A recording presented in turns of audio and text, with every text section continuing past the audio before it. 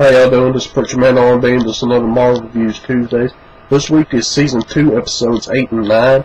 And what happens on this episode, Whitney Frost is trying to get dark matter from the professor. And she gets the professor to turn his back on Agent Carter, so they do an exchange, and Peggy Carter gives Whitney Frost some fake reactors. That way they can get the professor back, and when they get the professor back, Whitney Frost and her men are chasing after him, but they realize that they're going too slow, and why would they be going so slow when they're in a faster car?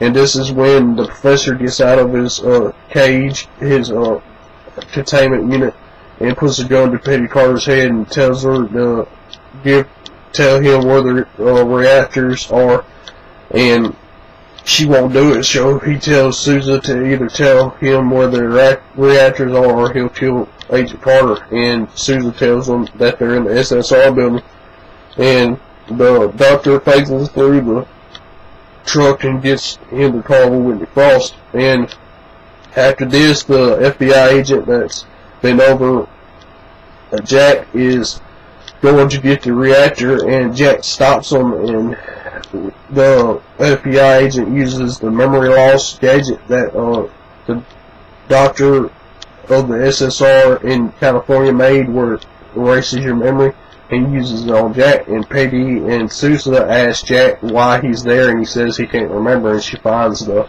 device and tells him to tell her the last thing that he remembers. And he tells her that he was on the phone, and she asked who he was talking to. He said he wasn't talking, he was listening.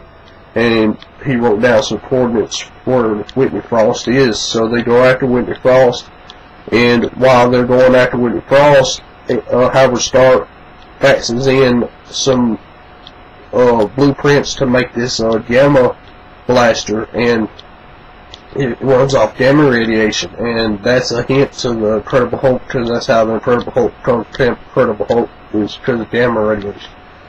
And they make this device to shut down the black matter after it gets set off by Whitney Frost, and she sets it off, and the professor goes into the black matter, and then comes back, and they shoot the black matter, Agent Carter and them shoot the black matter and stop it, and the professor is completely engulfed in black matter. And throughout this episode and the second episode, he's fighting with it, and at the end of the second episode, it explodes, and then it cuts to black, and we'll find out about that in the season finale.